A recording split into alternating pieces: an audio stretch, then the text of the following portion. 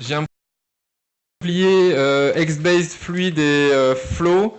Ceux qui vont assister aux ateliers avec Dominique, installez VirtualBox sur votre machine. Voilà. Faites-le avant d'aller à l'atelier.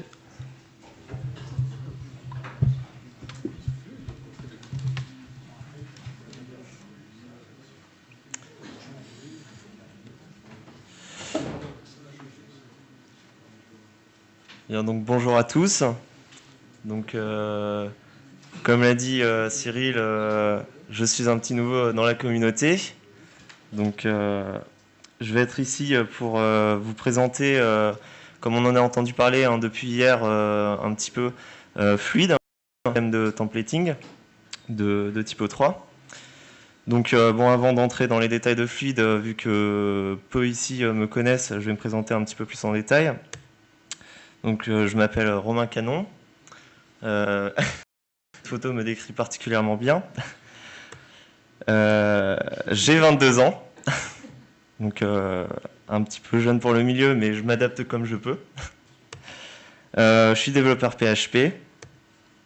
Et un fait assez présent dans ma vie, je joue à StarCraft. Et surtout, je vais développer un petit peu avant de me lancer dans cette analyse de fluide, ce fait que je joue à StarCraft, parce que je ne fais pas que jouer, je crée aussi ce qu'on appelle des mods.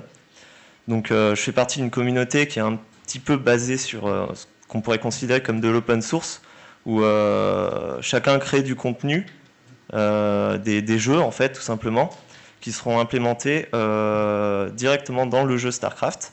Et donc chacun peut participer, créer son propre jeu avec son propre gameplay, et le proposer à tous les autres joueurs. C'est quelque chose qui est quand même très présent dans ma vie et depuis pas mal de temps maintenant. Et donc voilà, donc si ça pouvait intéresser quelques-uns, je suis bien entendu présent pour répondre à toute question. Donc j'ai rejoint Typo 3 il y a un an maintenant à peu près. J'ai été très séduit par ce CMS qui m'a été présenté par notre ami Cyril Wolfangel. Vous le reconnaîtrez peut-être sur cette photo.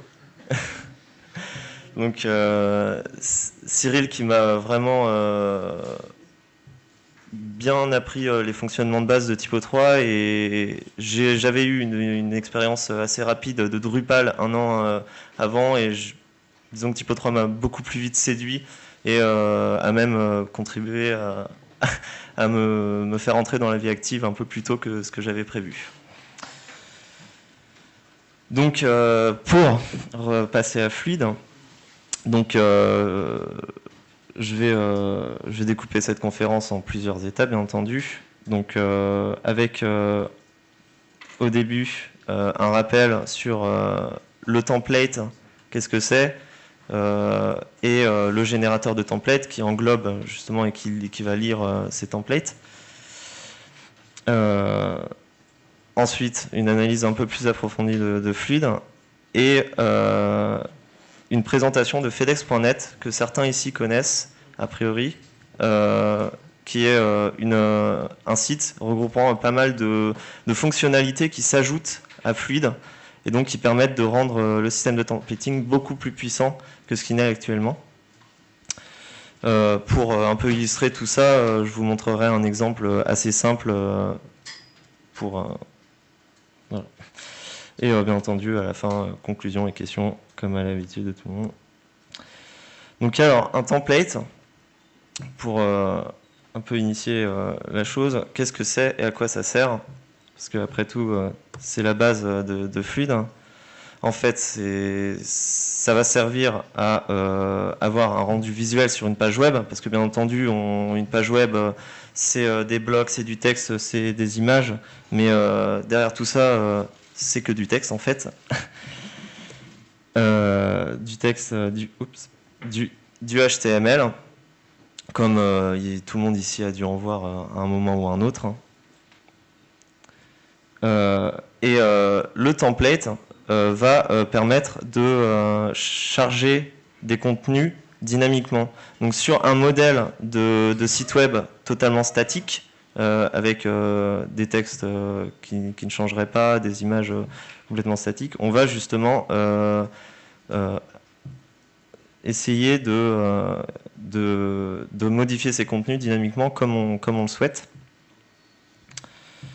Et donc le but d'un template, ça va être justement de faciliter ce lien qu'il y a entre le programmeur et l'intégrateur, qui n'est pas forcément, pas tout le temps bien fait.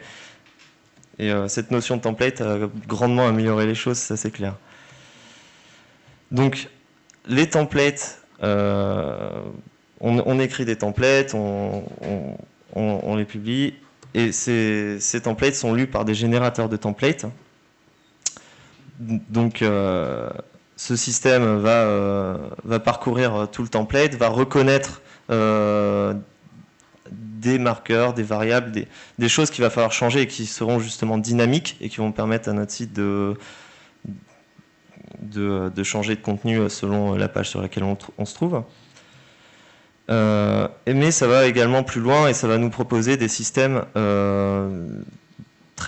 parfois très dynamiques qui vont énormément faciliter le travail d'un intégrateur et lui faire gagner des précieuses heures de travail. Donc par exemple un widget qui est présent dans Typo 3 que certains ont peut-être déjà utilisé, un système de pagination automatique dans lequel on va déclarer quel type de contenu nous souhaitons paginer, et derrière tout ça, un gros système en PHP, en code, va s'occuper de tout analyser et donner un rendu HTML propre directement. Donc un générateur de templates, comme on peut en trouver actuellement, propose aussi quelques principes algorithmiques qui peuvent être, dans certaines situations, entièrement nécessaires à l'élaboration d'un template propre. Donc des conditions, des si, alors, voilà, ou des bouclées sur un ensemble d'articles, d'utilisateurs, de photos. Faire des opérations mathématiques directement dans le template au lieu de demander aux développeurs de les créer. Donc on peut accéder directement à des fonctions dans le template et bien entendu encore beaucoup d'autres choses. Et donc les générateurs de templates qui lui justement est le système même du truc va être est codé en PHP dans notre cas et va lire nos templates. Donc, pour illustrer un peu tout ça, on a par exemple Smarty, qui est un générateur de templates relativement connu, très puissant, très stable, qui commence à se faire un petit peu vieux maintenant, qui est codé en PHP. Et qui a introduit cette notion d'objet dans les templates. Donc toujours pour cet aspect dynamique de nos visuels. Donc le but, par exemple, comme c'est illustré ici, c'est de remplacer le username par le nom de l'utilisateur que l'on veut. Et ça propose une bonne grosse panoplie de fonctionnalités, comme j'en ai parlé juste avant, qui peuvent être utiles dans de nombreuses situations. Donc je parle de Smarty parce que Smarty, c'est justement ce qui a inspiré notre générateur de template à nous, utilisateurs de Typo 3, qui s'appelle Fluid, qui est disponible depuis la version 4.3 de Typo 3, de fin 2009 si je dis pas de bêtises. Donc ça commence à faire quelques années maintenant. Donc ça a une syntaxe très proche de Smarty, bien qu'un petit peu différente. Et c'est entièrement adapté au système modèle vue contrôleur de Typo 3, ce qui permet à des développeurs comme à des intégrateurs de se retrouver très facilement dans une extension quelconque si on connaît les normes mises en place pour ce principe MVC.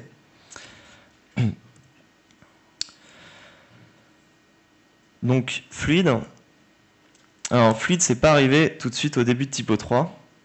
Ça a un ancêtre, comme on l'a vu dans la présentation de Neos ce matin.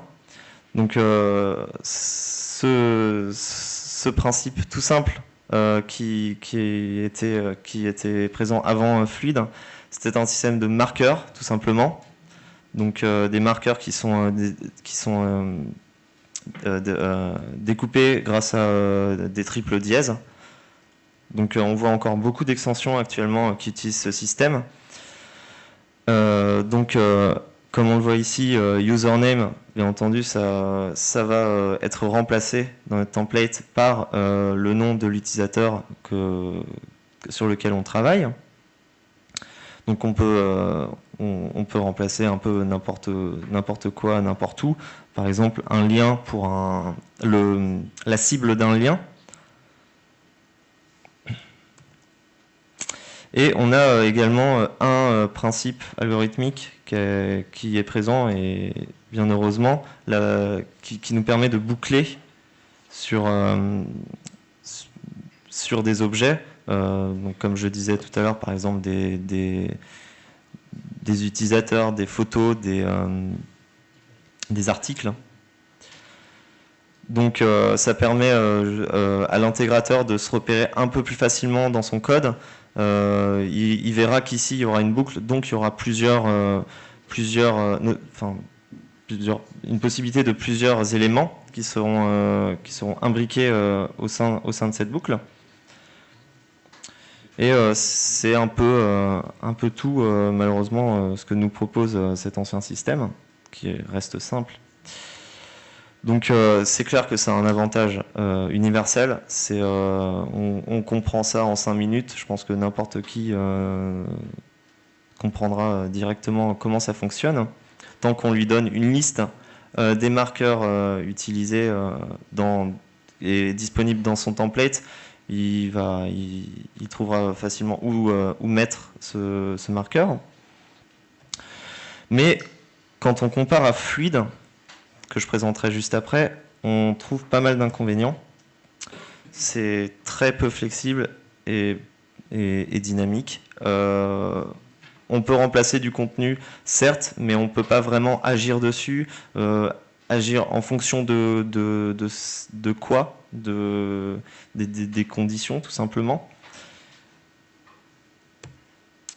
On a à notre disposition un nombre limité et connu de marqueurs. Comme je disais tout à l'heure, l'intégrateur connaîtra forcément ces marqueurs s'il veut pouvoir remplacer du contenu dynamiquement dans son template.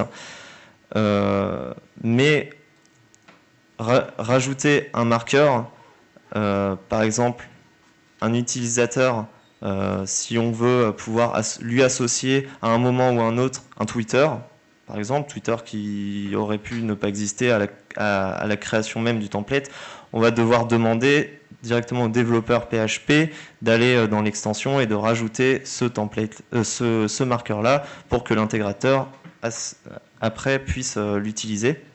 Donc c'est pas très pratique à ce niveau-là. Donc comme je disais, voilà. Et mis à part les boucles, on n'a pas vraiment d'autres fonctionnalités qui sont proposées par ce système. Et donc c'est pour ça qu'on a mis en place Fluid. Fluid qui fait disparaître totalement cette notion de marqueur et qui ajoute la notion d'objet comme Smarty. Donc cette notion d'objet, comme on peut prendre exemple, un être humain, ça a une tête, ça a un bras droit, un bras gauche, une jambe droite, une jambe gauche, ça a aussi un nom, un prénom, un âge, donc plutôt une date de naissance. Donc un objet qui a beaucoup de propriétés, beaucoup d'attributs, et qui sont dans ce modèle-là très facilement accessible. Fluid nous a également apporté beaucoup de principes très utiles. Donc la boucle, comme on la trouvait déjà dans l'ancien système de marqueurs, qui est beaucoup plus puissante dans Fluid, qui se rapproche de la syntaxe de beaucoup de langages de programmation. On dit sur quel objet on boucle, et à l'intérieur de cette boucle, entre les deux fors, on va avoir une duplication pour chaque élément qui se trouve dans cette boucle du contenu qui se trouve à l'intérieur. Donc, exemple simple, une boucle sur tous les utilisateurs de notre site, admettons, et avec l'apparition de leur nom. On a également, et ça c'est très important, une notion de conditions qui vont nous permettre de totalement modifier la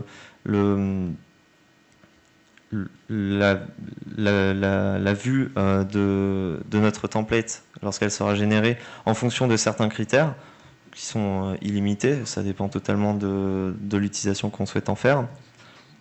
Donc, principe algorithmique totalement basique, mais très puissant, simplement, et qui était nécessaire pour avoir pour donner des possibilités à l'intégrateur sans qu'il demande en permanence aux développeurs d'ajouter ces fonctionnalités. On a également un système de formulaire qui a été mis en place, qui va créer un peu plus automatiquement nos formulaires. Ça ressemble beaucoup à la méthode classique d'un formulaire en HTML simple. Ça permettra néanmoins de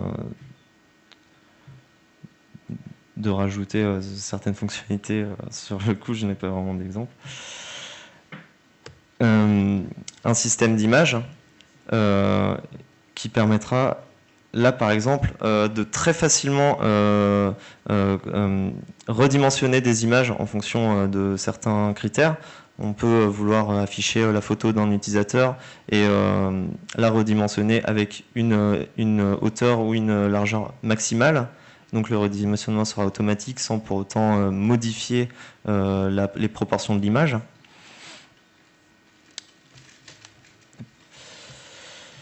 Mais Fluid, c'est aussi et surtout puissant parce que ça propose un système de création de fonctions intégrées qui va permettre aux développeurs de créer ce qu'on appelle des view helpers et qui seront accessibles directement pour l'intégrateur et qui permettront d'automatiser certaines choses que l'on souhaite faire sur notre template et qui pourront s'adapter à chaque extension que l'on créera.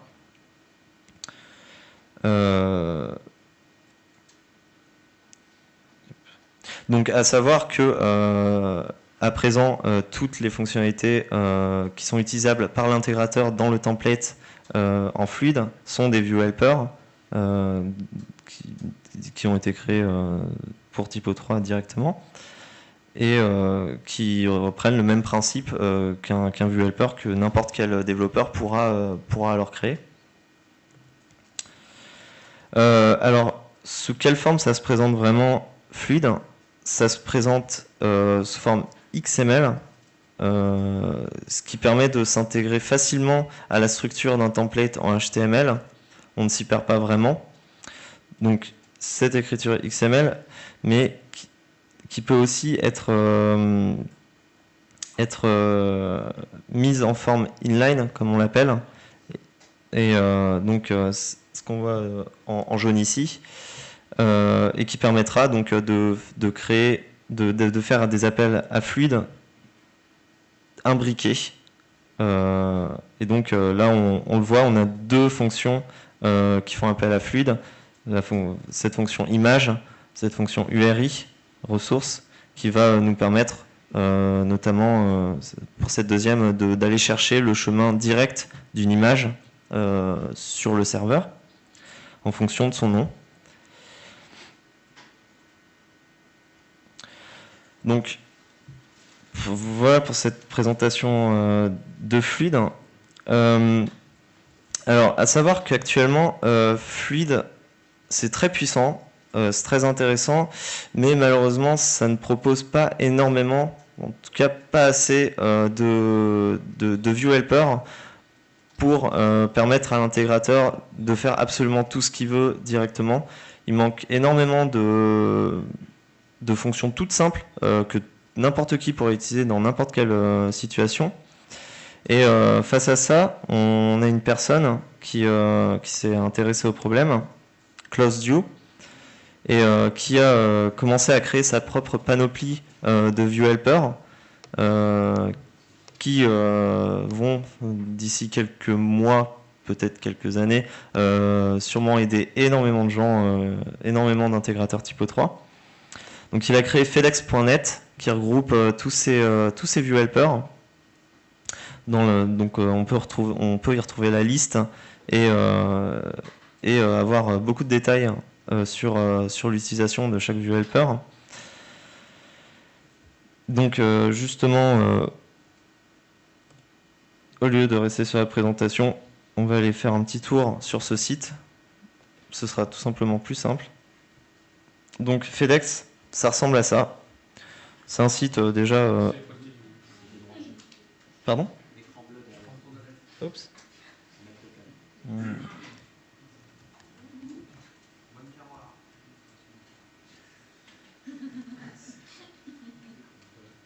Ouais, c'est mieux comme ça. Hop. C'est un peu moche en 4 tirs quand même, mais bon. Donc FedEx, voilà, c'est ce site-là. Donc déjà relativement sympa au niveau visuel, on s'y retrouve plutôt facilement.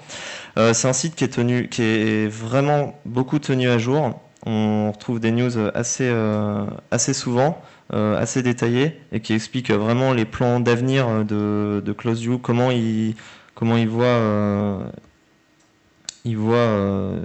ses projets. C'est plutôt intéressant à lire. Et donc, il nous propose...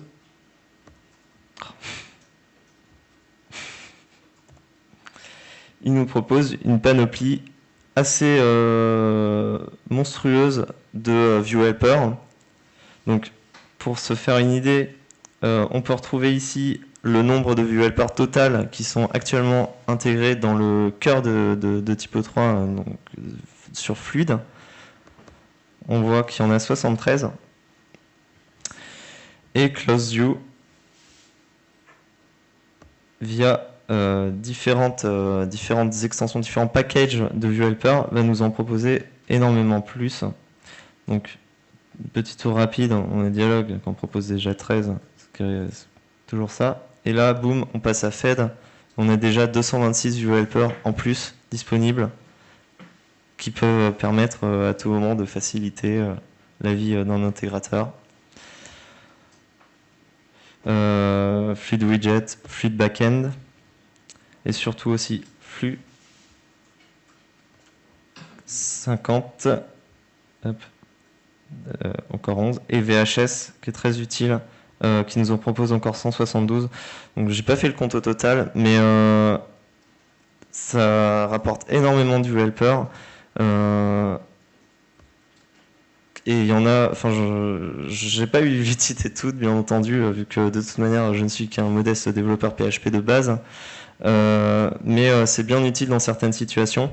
Et connaître un peu toute cette liste, ou en tout cas l'ensemble, les groupes de view helper disponibles, aidera énormément. Donc, pour se faire une petite idée, quelques exemples.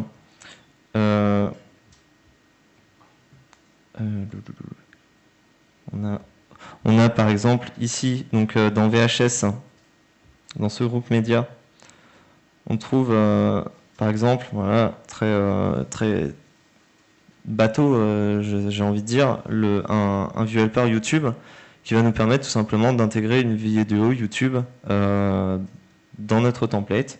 Donc à quoi ça ressemble?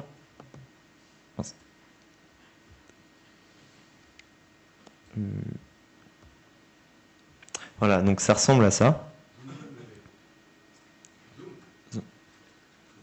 D'accord, ok, pardon. Ouais, comme ça ou un peu plus peut-être? D'accord. Faut acheter des lunettes, hein.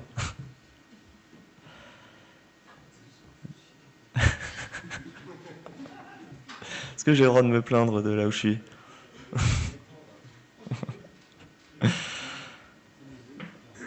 Donc le View Helper YouTube, ça ressemble un peu à ça. Donc on remarque qu'on peut rajouter pas mal de paramètres. Donc bien entendu, c'est obligatoire, l'ID de notre vidéo YouTube, qui va permettre tout simplement de l'imbriquer dans notre site. On peut jouer sur la taille de cette intégration de vidéo, la lancer au chargement de la page et d'autres paramètres disponibles. Donc à savoir que selon les View Helper, on a plus ou moins de paramètres et que des fois ça peut atteindre une quantité assez monstrueuse. Donc vraiment pouvoir intégrer un système simplement en utilisant certains paramètres, c'est-à-dire des chiffres ou au pire du contenu texte, et le système créera directement avec ces paramètres transmis un contenu HTML accessible via notre navigateur web et que l'utilisateur verra directement. Donc je disais, on a YouTube. Je m'étais retrouvé sur Facebook, je crois que c'est ici.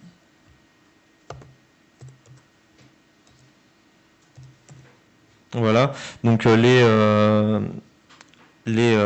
intégrations un petit peu classiques, un petit peu à la mode depuis plusieurs années pour les réseaux sociaux. Donc un View Helper qui nous permet de partager notre article, partager notre page, notre article, notre contenu, tout simplement sur Facebook. Un View Helper, une ligne dans notre template, et tout est fait automatiquement, et on peut rajouter notre contenu sur Facebook. C'est quand même plutôt merveilleux. Hop. Donc bien entendu, je crois qu'il y a Twitter avec. Voilà. Donc si on se balade un peu, on peut trouver des trucs vraiment intéressants qui peuvent se révéler très utiles dans certaines situations. Pour tous les projets, pour tout type de projet, pour tout type de contenu, pour tout type de site. C'est vraiment une vision. FedEx essaie de ramener vraiment une vision globale à Fluide, cette vision qui lui manquait peut-être un peu à ses débuts, et proposer vraiment une panoplie énorme. Donc FedEx, ça évolue pas tous les, enfin peut-être pas tous les jours sur le site, mais vraiment très fréquemment. Une fois que ce sera terminé, ce sera assez monstrueux et ça a même sûrement de bonnes chances d'être intégré directement au cœur de Typo 3, je pense, pour ne pas s'embêter à installer des extensions comme c'est actuellement le cas. Mais c'est plein d'avenir.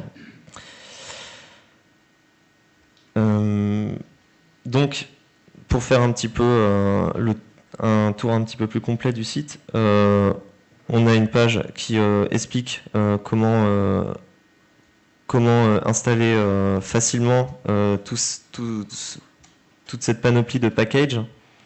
Donc il y a simplement à lire, hein, tout est expliqué correctement.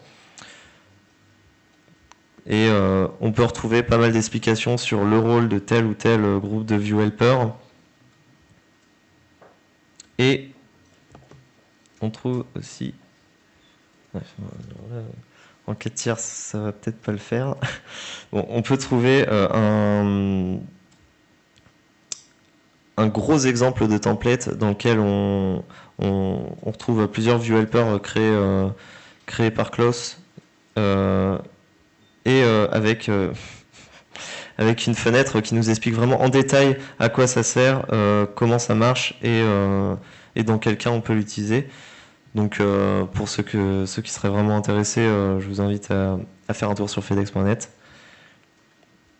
C'est également, bon, un peu plus classique, un forum, pas très actif malheureusement pour la quantité de travail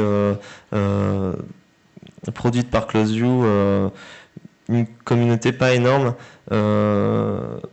mais qui pourrait grossir si des gens étaient intéressés pour l'aider dans ses travaux et donner des idées, ou même développer tout simplement des view helpers qui, je le répète, pourraient toujours être utiles.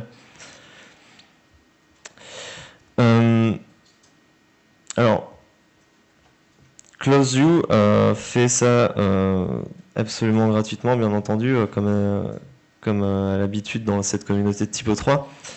Il propose tout ça sur ce site. Pour ceux qui voudraient, qui seraient vraiment redevables, qui se sentiraient vraiment redevables envers CloseView, faut savoir que on peut le récompenser en allant lui acheter des disques de black metal, tout simplement. Il est tout simplement fan de black metal et sa tête va bien avec.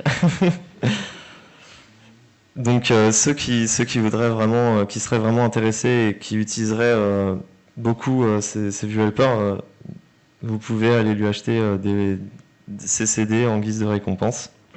Voilà, je fais un petit peu de pub.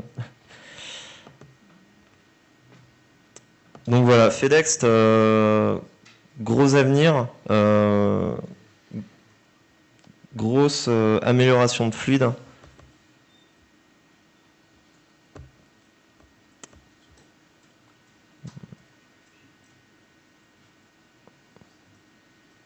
Oula. C'est pas évident que ça.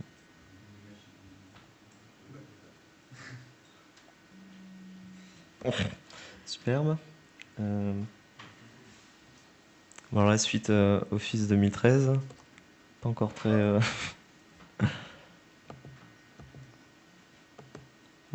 Est-ce que ce serait pas dû à ce que j'ai fait tout à l'heure? Oui.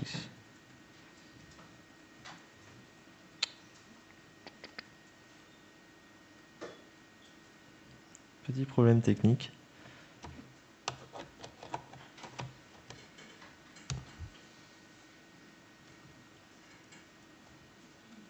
Oh bon, non. Ah, non, d'accord, en fait, vous voyez très bien, c'est juste sur... Super.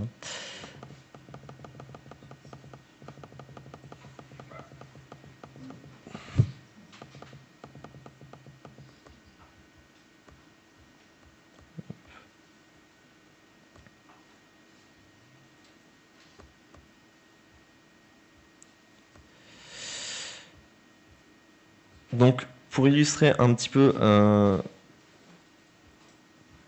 tous ces propos, rien ne vaut un bon exemple. Un exemple un petit peu simple.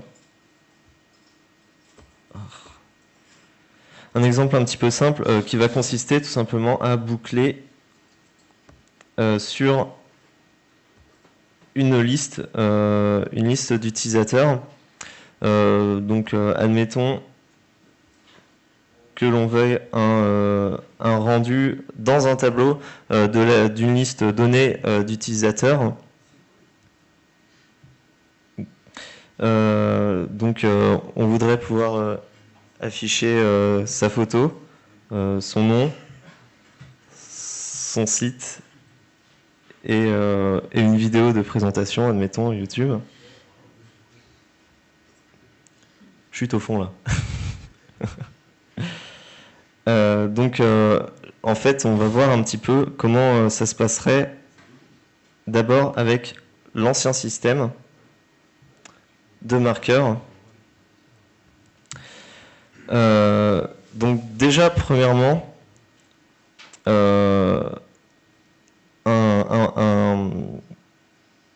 problème un petit peu récurrent un principe un petit peu récurrent dans Typo 3, les traductions d'une certaine phrase, d'un certain contenu dans notre langue, ce qui fait que de manière générale, dans un template, on ne va pas mettre tout simplement le texte qu'on veut faire apparaître, mais une clé ou un marqueur qui remplacera le texte que l'on souhaite dans la langue voulue pour les sites multilingues.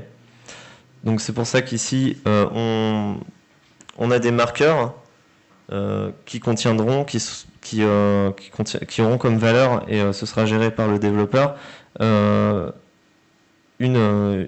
traduction du texte que l'on souhaite afficher. Donc déjà, premier point au niveau des marqueurs, très peu de flexibilité pour l'intégrateur pour rajouter le texte qu'il souhaite.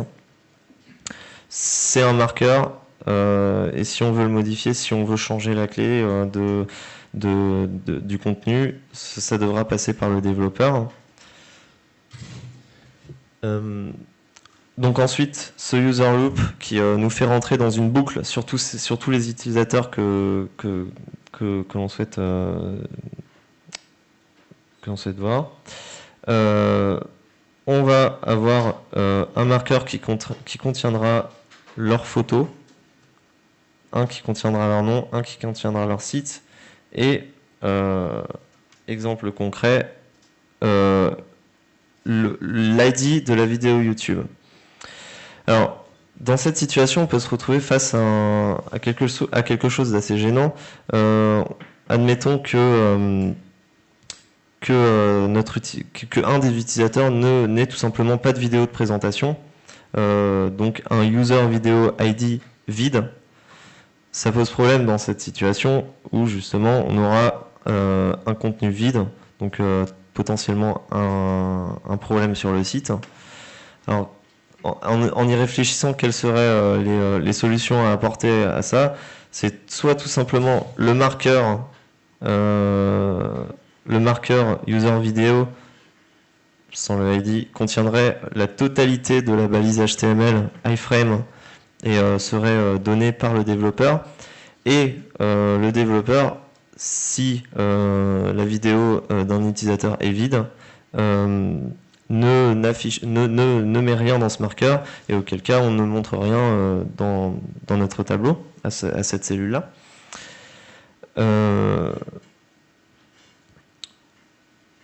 Soit on met en place un système qui, admettons, interdit d'avoir une vidéo vide, mais c'est quand même vraiment pas flexible, faut l'avouer. Et il y a énormément de situations un peu dans ce sens-là, dans lesquelles on peut se retrouver en utilisant ce système de marqueurs, qui sont assez gênantes et qui ont tendance à un peu éloigner ce lien entre le développeur et l'intégrateur, qu'on souhaiterait vraiment rendre le plus flexible possible.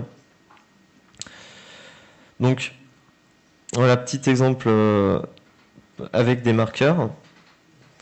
Avec Fluid, je pensais pas que ce serait aussi galère de repartir du diapo. Vu que c'est un petit peu plus grand, je voulais le montrer. Bon.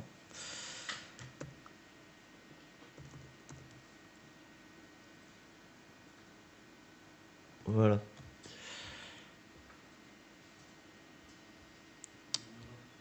Donc, non, c'est bien celui-là. Donc, en fluide, ça ressemblerait plus à ça. Donc, des balises HTML classiques et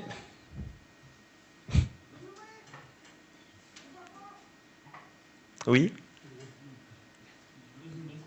Ah, oui, pardon. Encore une fois. Mais la prochaine fois, en cri humain, ce sera mieux, pas en ptérodactyle, hein, parce que là, j'avais pas compris sur le coup. Alors là, bien entendu, je montre ce que j'ai dit tout à l'heure qu'il ne fallait absolument pas faire. Donc, ici, on retrouve plusieurs view helpers fluides, tous plus utiles les uns que les autres. Donc, notamment ce view helper de traduction qui va permettre à l'intégrateur lui-même de pouvoir choisir ses propres traductions qui seront disponibles dans les fichiers local lang d'une extension, de l'extension dans laquelle on se trouve, et donc assez facilement aussi modifiable par notre intégrateur. Donc déjà un peu plus de flexibilité pour l'intégrateur qui ne devra pas un petit peu passer son temps à être en lien direct avec le développeur pour lui demander telle ou telle chose. Ensuite, un début de boucle. Donc, comme on l'avait vu dans l'exemple tout à l'heure, ça ressemble énormément à une boucle classique pour n'importe quel langage de programmation, tout simplement. On boucle sur nos utilisateurs, et pour chaque utilisateur, on va l'appeler user. Donc, donc dans cette boucle, on va pouvoir récupérer la photo de notre utilisateur, le lien vers la photo. Et donc, on utilise un marqueur, un view helper image qui va traduire le lien de la photo de l'utilisateur en lien absolu de la photo sur notre serveur. Donc, la fonction va s'occuper de tout, va s'occuper de retrouver la photo et de donner le rendu attendu. Donc on voit bien entendu qu'on retrouve les paramètres classiques d'une image en HTML. Donc comme j'avais dit tout à l'heure, on peut modifier la taille et même la taille maximale de notre image. Une colonne où on met tout simplement le nom de notre utilisateur. Et là, on voit un view helper de lien qui va nous permettre d'écrire un lien externe totalement à notre site typo 3. Donc l'utilisateur pourra donner son propre site qui se trouve autre part sur le web.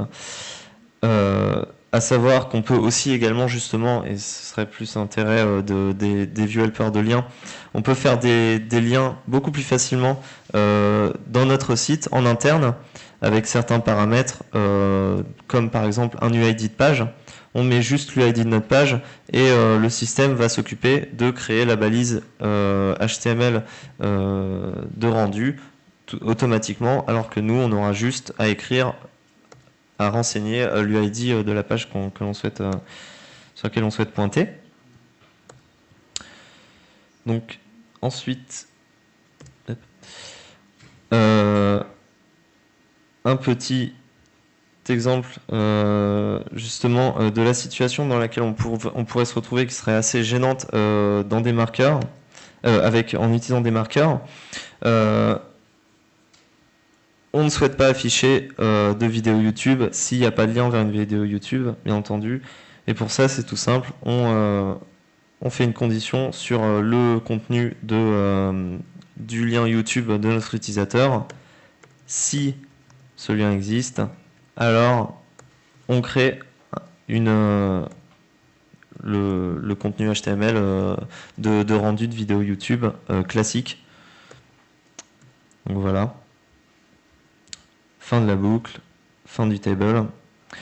Et donc là, en commentaire, j'ai mis justement un des view helpers qu'on a vu tout à l'heure sur le site de FedEx, qui propose de créer automatiquement ce modèle-là d'iframe qui va rendre le contenu de notre vidéo YouTube. Donc quel est l'intérêt parce qu'au final, quand on regarde, c'est à peu près aussi long. C'est tout simplement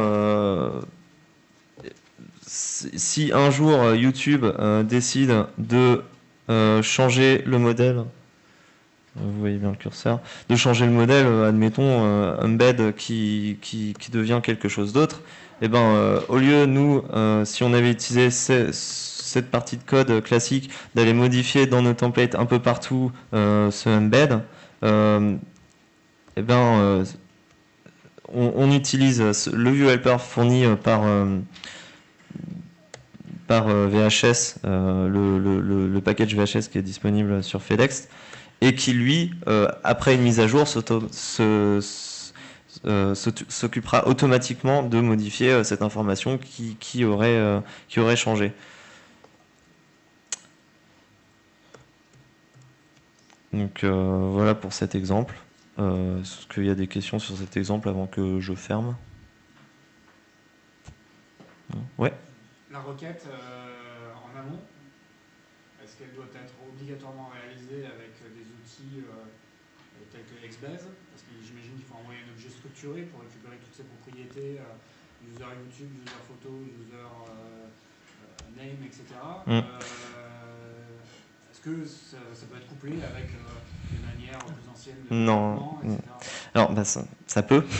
Ça peut, mais bien entendu, Fluid s'adapte au modèle MVC de Typo 3 et a été créé pour travailler avec ce modèle. Il est bien entendu possible de travailler avec l'ancien système, mais d'une part, c'est pas le but.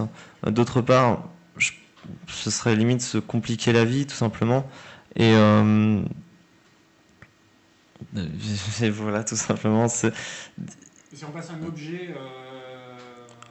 un objet quelconque créé... On peut après, au travers de Fluid, est-ce qu'il est suffisamment intelligent pour comprendre justement... Oui, bah il reprend la notion d'objet défini par PHP. Après tout, par exemple, ce bout de code-là, à un moment ou un autre, ça va passer par du PHP. Et donc ça va essayer de retrouver dans le chargement de notre page qui est en train de se produire,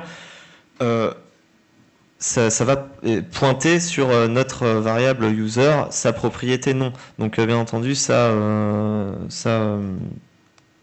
oui, c'est entièrement compatible avec la notion objet de PHP existante.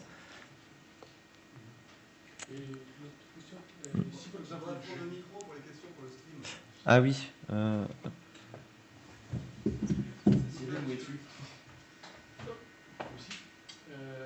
Par rapport... Il faudrait l'allumer aussi.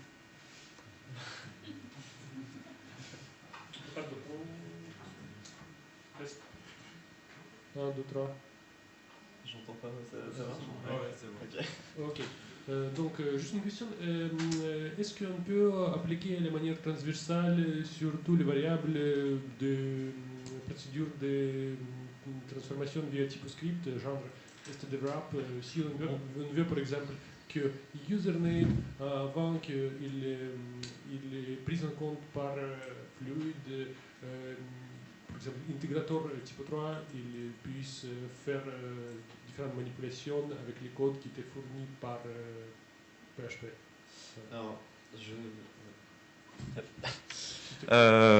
bon, je vais répondre partiellement à la question parce que ma vision du TypoScript est relativement limitée, d'une part, vu que je suis développeur et j'ai pas eu, disons, même rien que le temps, en fait, durant cette dernière année, de m'intéresser vraiment au TypoScript.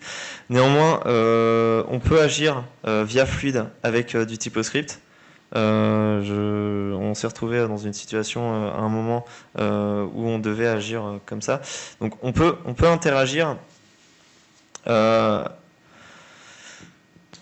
quelle puissance, je ne saurais vraiment le dire, mais on peut, ouais. on peut faire des choses en tout cas avec du TypoScript. C'est déjà bon à savoir, je pense. Voilà. J'ai pas d'exemple.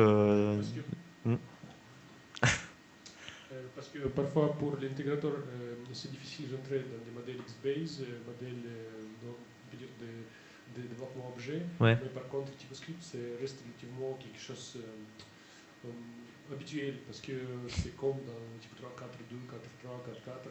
Donc c'est pour ça, peut-être pour mieux déléguer les rôles dans le processus de développement, c'est peut-être intéressant d'utiliser et Fluid Et TypoScript. Et on peut arriver à quelque chose, je pense, de très puissant en combinant les deux. C'est clair et net que vraiment chacun son rôle et à la fin on arrive à quelque chose de très fluide, sans mauvais jeu de mots. J'avais quelque chose en tête. Oui. Alors, justement, pour rebondir un petit peu sur cette notion de changement un petit peu de modèle sur Typo 3 avec Xbase, ça pourrait peut-être faire peur à un intégrateur, un changement aussi radical, faut le dire, dans sa manière d'intégrer un site, passer des marqueurs triple dièse qui en plus se trouvent très facilement dans un template à des fonctions tout simplement qui permettent de faire des choses diverses et variées, qui se fondent un petit peu dans le XML de notre fichier. Ça peut faire peur aux premiers abords. Je pense néanmoins, je peux peut-être me tromper, ça dépend sûrement de la personne, que c'est très utile, très très utile, et la quantité de travail nécessaire pour vraiment arriver à une compréhension assez complète du fonctionnement de Fluid, c'est rien comparé au gain de temps et à la facilité d'intégration à laquelle on peut arriver au final avec toutes les fonctionnalités déjà disponibles qui sont quand même très puissantes, hein. Tout simplement cette notion de condition que l'intégrateur peut utiliser, c'est vraiment énorme comparé à son absence dans le système de marqueurs. Mais aussi tout simplement un développeur qui fait bien son code, qui va respecter le cahier des charges et penser à tous les éléments dynamiques qui seraient vraiment susceptibles de changer dans le template, va proposer une collection de view helper pour son intégrateur, faire une documentation rapidement, parce que c'est pas non plus énorme, de ce qu'il met à sa disposition. Et l'intégrateur qui aura préalablement compris le fonctionnement de Fluid va lire ça. Ok, j'ai tel view helper. En gros, ça me sert à ça. Je peux paramétrer la taille, l'URL, tout ça. Très bien. Je fais ma ligne et tout se fait automatiquement. Donc, je sais pas s'il y a des intégrateurs dans la salle qui serait plus à l'ancienne mode, on va dire, et qui aurait un petit peu qui ont un peu de questions sur Fluid, qui se posent des questions sur Fluid. Je pense, si c'est le cas, essayez de réfléchir un petit peu. Moi j'ai une question, mais plus en tant que manager d'équipe technique. C'est vrai que si je suis gérant d'une société, que j'ai une équipe un peu classique avec un découpeur front-end, un intégrateur Typo 3 et un développeur, est-ce que je ne suis pas obligé un peu de redistribuer les cartes si mon équipe adopte un templating avec Fluid? Est-ce que mon intégrateur Typo 3 ou est-ce que mon développeur front-end du coup ne doit pas apprendre aussi à utiliser Fluid? Et est-ce qu'il va être capable de s'adapter et de comprendre les concepts qui sont un peu quand même issus du monde du développement, alors que lui est plutôt sur un mode différent de penser et de travailler. Bon, c'est un petit peu ce que je disais juste avant. Il y a une période d'apprentissage, c'est sûr, avec plus ou moins de difficultés selon la personne, selon son passé, selon si elle a des notions algorithmiques déjà de base. Je pense qu'avec des explications claires,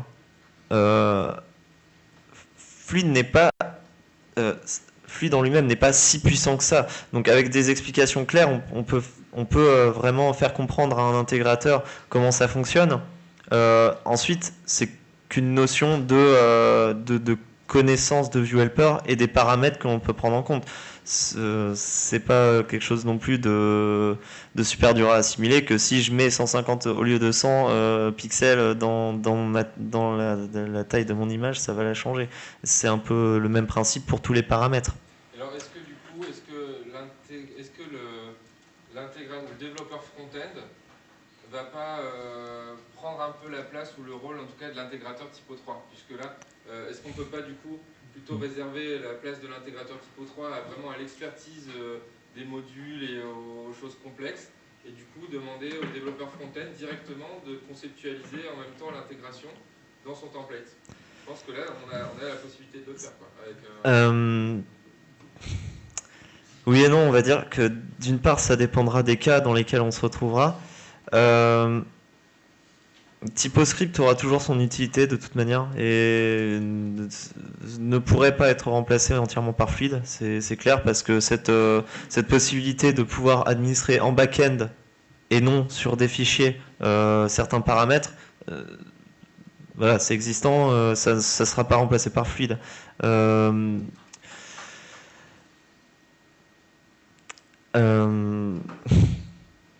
Ensuite, pour un peu répondre à cette question de qui va prendre le rôle de qui, je pense que le développeur, il restera, ça augmentera pas vraiment sa charge de travail. De toute manière, travailler avec des marqueurs ou non, il devra faire certaines actions. L'intégrateur aura peut-être des notions à apprendre, mais pourra vraiment beaucoup plus facilement agir sur son template de lui-même et non pas en fonction de ce que va lui donner le développeur. Pour le TypoScript, là ça dépend. Par exemple, un H-menu qui est créé très souvent actuellement en TypoScript peut être fait en fluide facilement. Et auquel cas le TypoScript ne sera plus d'autant d'utilité, mais pourra quand même passer certains paramètres, nombre de cases sur une ligne, des choses comme ça. Mais au final, ce sera plus aussi compliqué en TypoScript de gérer un H-menu. Donc, je pense que ça dépend énormément des situations dans lesquelles on arrive, mais de manière générale, c'est clair que ça apporte quelque chose de puissant à Typo 3 et clairement non négligeable. Bonjour, moi j'ai pas une question mais une proposition. On parlait de faire une pause off, enfin, je sais pas, tu disais une contrefête, un truc comme ça pendant la pause, une contre-soirée pendant la pause. Donc, j'ai là sur ma bécane un exemple de site qui est fait avec Fluid, FedEx, etc. et avec 0 TypoScript et avec quasiment 0 code PHP. Donc pendant la pause, si vous êtes intéressés, pour ceux qui sont intéressés, je peux poser mes fesses là-bas et vous montrer comment ça marche. Voilà. Ouais, je pense que ce serait une très bonne chose. Ouais. Quand je dis 0 PHP, il y a un peu de PHP quand même. Ah ouais, non, dans ce cas-là, non en fait.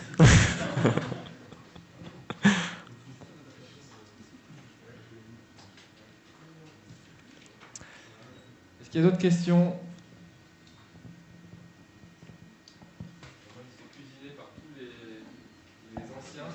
Il me reste plus grand-chose, doucement. C'est le bisutage. Là, tu passes ton bisutage, là, pour faire le premier bisutage. Non, mon seul visitage. Attention, me balancez pas dans l'eau, je mors. C'est de l'ordre du technique, mais la clé pour la localisation, il va chercher la correspondance au bout.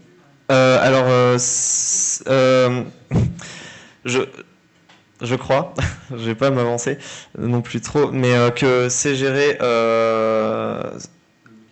ça doit pouvoir être gérable dans le PHP, mais de manière générale, ça doit être normalisé et la clé doit pouvoir être retrouvée dans un fichier trouvable en fonction de où on se trouve dans notre MVC. Je sais pas si je me fais comprendre, mais... Ouais. Après, c'est vrai que il y a pas cette notion de norme qui a été implantée pour les local langues. Si- Normalement, dans la clé, on met pas juste une clé courte, on met un chemin. Oui, EXT, ouais. Oui, oui, oui. On peut- Ce qui fait que ça précise en fait quel fichier va contenir la clé en question. Effectivement, si on a des. ça doit être comme ça, je crois. Si on a-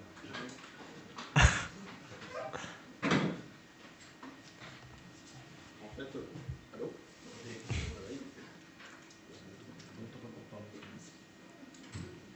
Allô? Oui, c'est mieux.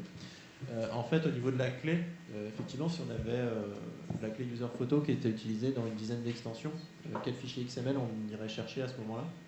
Et le principe, c'est d'utiliser exactement ce principe-là, c'est d'avoir le chemin vers le fichier XML, vers la ressource XML, que ce soit du LLXML, du TIFF, peu importe, et ensuite indiquer la clé.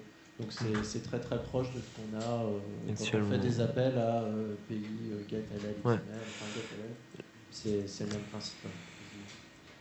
Alors, il me semble... il me semble quand même qu'on peut, on peut mettre simplement la clé si le fichier... Dans l'extension locale. Ouais. Oui, D'accord, ok, ouais. Ça va chercher dans le... En fait, la priorité, c'est aux éléments locaux aux plus proches, en fait, donc celui qui serait dans la même extension. Mais c'est un peu comme quand on utilise des view helpers de liens. Si on précise une action, ça oui, va ça, oui, ça on peut très bien préciser un autre contrôleur et l'action tapera sur le contrôleur en question. Après, c'est un système d'héritage. Un peu. Oui.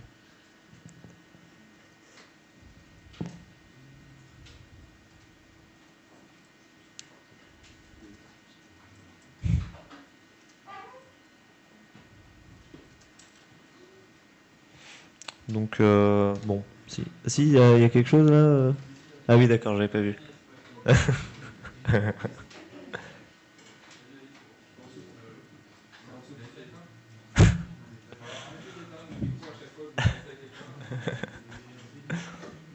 Ça marche mieux là? Non? Oui. Oui. Alors, une petite question par rapport au. Là, FedEx, je vais sur le site, concrètement, je vois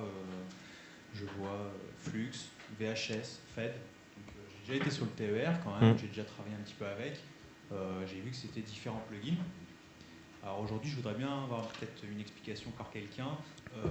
Comment ça a été découpé? Pourquoi certains helpers sont dans certaines extensions et pourquoi pas dans d'autres? Pourquoi ça n'a pas été tout regroupé?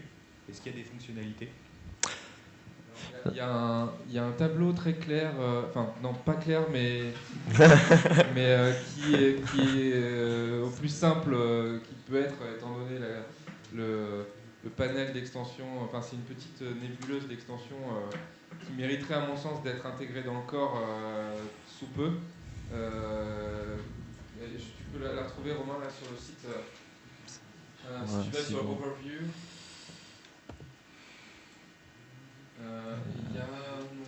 Il y a extensions peut-être ou voilà.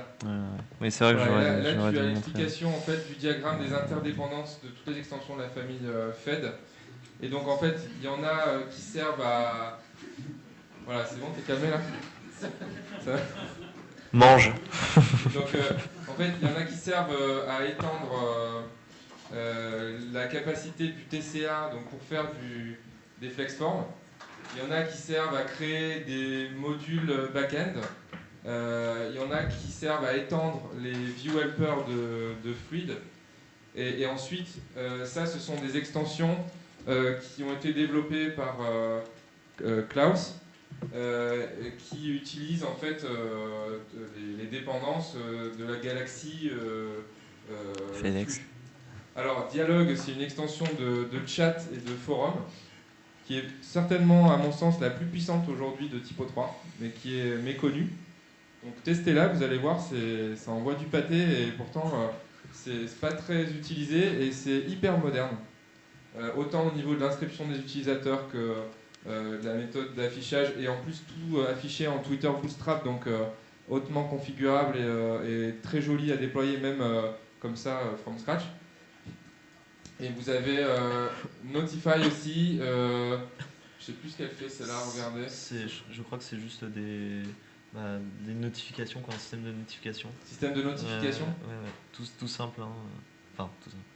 Et qu'est-ce qu'il y a eu encore comme extension Il a développé aussi une extension Twitter qui permet de pousser vers Twitter des contenus de diverses extensions. Enfin, c'est dans la rubrique extension, là, je ne sais pas si on peut remonter, revenir en arrière. Alors, non, c'est pas là. Reviens dans le menu principal, tout en haut. Remonte. C'est pas de feature peut-être. Tu cherches quoi en fait? La liste des extensions en fait qui ont été développées. Bah, c'est ce qu'on avait.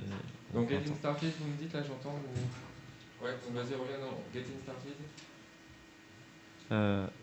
Ouais, alors attends, Getting Started, c'est genre. En fait, le site s'étoffe de jour en jour. Et le développeur qui a initié tout ça est hyper productif, autant au niveau blog que contenu, que news, qu'extension. Donc faut suivre, c'est un peu impressionnant. Pour moi, il est en train de faire un travail équivalent à celui qu'a fait Casper à la création de Typo 3. Donc si je vous dis ça, c'est quand même que c'est énorme. Il est en train à mon sens, de poser les bases d'une nouvelle façon de concevoir Typo 3. Et si son travail est suivi, reconnu et intégré dans beaucoup de sites, il y a de fortes chances que ça vienne remplacer en fait les méthodes d'intégration et de développement actuelles. Pas trouvé. Alors par contre, il faut naviguer dans le site parce qu'il y a énormément de contenu, donc je sais pas, je ne retrouve pas là, les extensions qui ont été développées. D'accord, hop. Ah oui, voilà, ok, extension. Ah oui, voilà. D'accord, oui, pardon. Il y a un sitemap. Hop. Il y avait un sitemap là. Hein? Voilà, extensions. Ah oui, putain, je veux pas en fait. Est-ce que vous avez d'autres questions pendant qu'on cherche Ouais, mais non, mais ça nous ramène là-dessus. Ouais.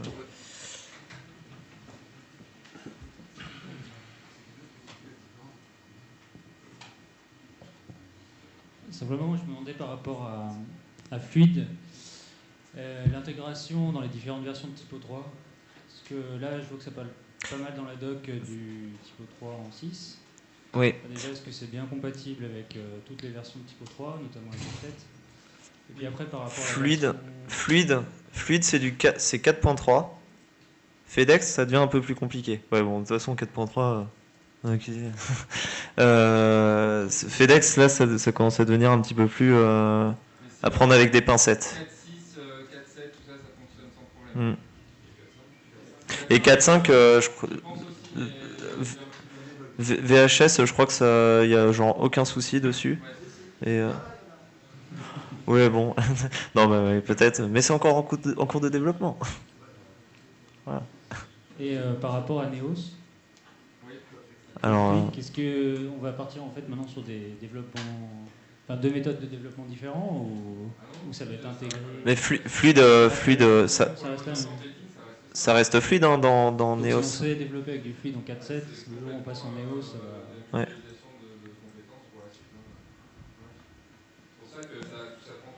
Ouais.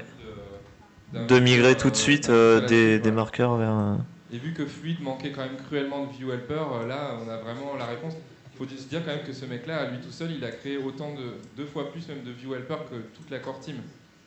Donc c'est quand même assez phénoménal comme travail.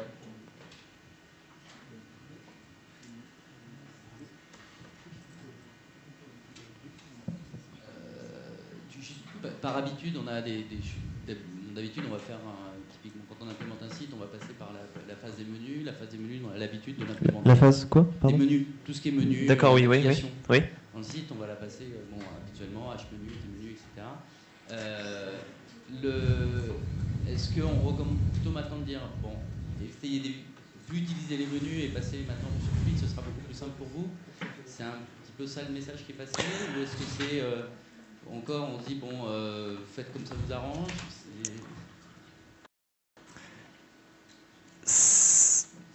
C'est possible en fluide. On peut faire un menu en fluide très puissant, aussi puissant qu'un HMenu puissant au final, vu que en PHP on peut un peu faire tout ce qu'on veut, et donc via ce view helper de menu qu'on veut.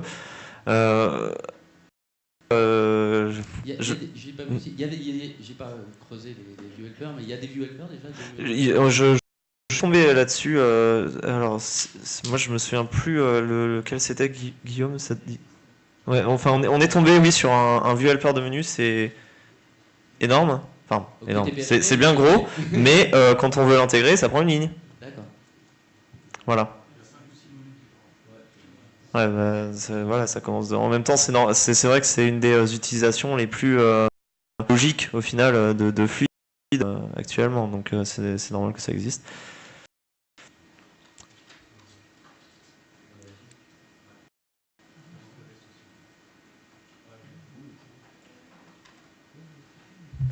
Ouais. Juste une petite question. Sans micro. Ouais. On fait passer ou ah ouais, il est un peu loin. Marathon.